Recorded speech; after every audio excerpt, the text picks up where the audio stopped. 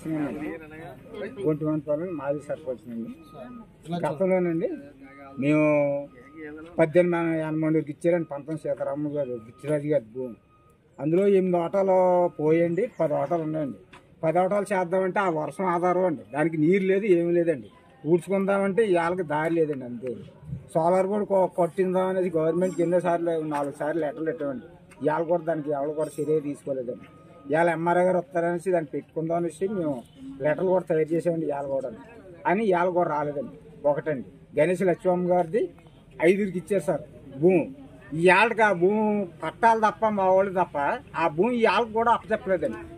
ఓసారి అప్పచెప్పారండి, అప్పచెప్పిన తర్వాత దానికి మళ్ళీ మేము థియేటర్ వేసుకున్నాం అనేసి వాళ్ళ దగ్గర పెట్టుకున్నారు తప్ప. కానీ ఇవాళ టైబుల్కి అన్నది భూములు అంటే ఇస్తున్నారు, కానీ టైబుల్కి ఆ భూమి టైబుల్ పేరుని ఉంటలేదండి. మళ్ళీ ఆడే చేసుకుంటున్నారండి ఆ భూములు.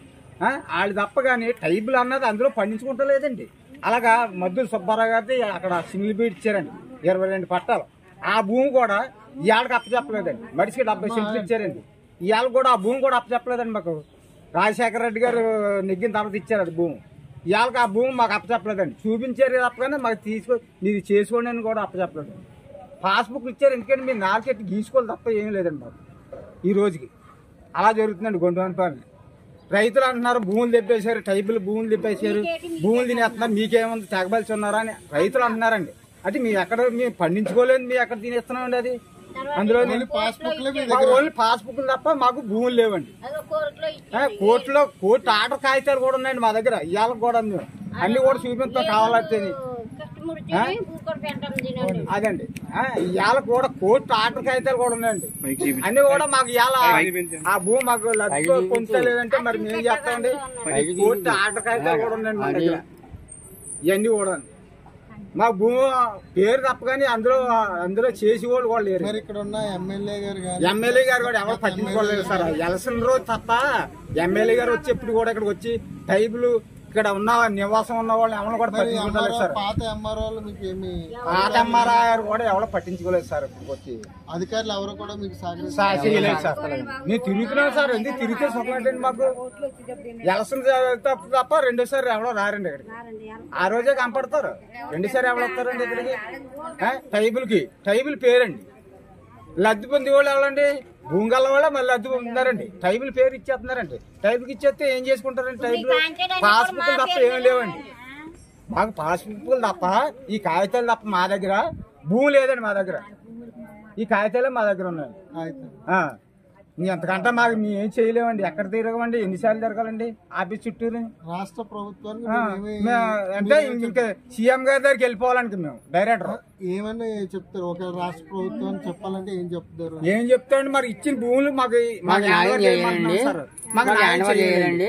ఇచ్చిన భూములు మాకు ఇచ్చారో అలాగిచ్చి మాకేమొద్దండి. ఇచ్చారో ఆ భూమి ప్రకారంగా పాస్బుక్ల ప్రకారం మా భూమి మాకు హ్యాండ్ ఓవర్ చేయమనండి.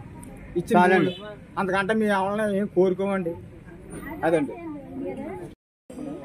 మా ఎస్సీ పేటలో గృహాలు అయితే చాలా పడిపోయినాయండి. ఎన్నోసారి కంప్లైంట్ ఇచ్చేవాడి తీసుకెళ్ళాము, అడదిగిలి వెళ్ళామండి. ఏ విధమైన సహాయం మా గృహాలు చేస్తాం ఇంచుమించు లేదంటే 20 సంవత్సరాలు బట్టి మాటలు చెప్తున్నారు కానీ ఏ ఒక్కరు మాకు సహాయం చేయలేదండి. పడుకొని ఇంట్లోనే బరకాలు వేసుకుని ఉంటున్నామండి. అలాగని డ్రైనేజీలు కూడా లేవండి.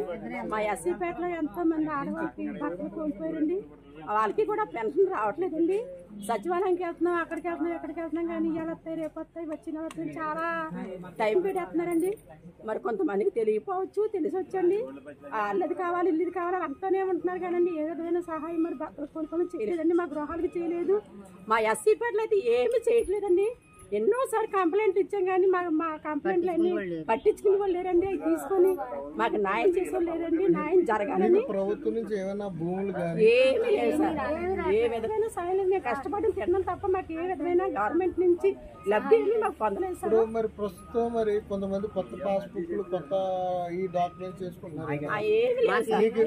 మా ఎస్సీలకి ఏమీ లేదు సార్. మేము కష్టపడి తిన్న వరకే తప్ప మాకు ఎటువంటి సాయం మాకు గవర్నమెంట్ ద్వారా మాకు ఏ విధమైన లబ్ధి పొందలేదు సార్. మాకు న్యాయం జరగాలని ప్రభుత్వాన్ని మేము మనస్ఫూర్తిగా కోరుకుంటున్నామండి.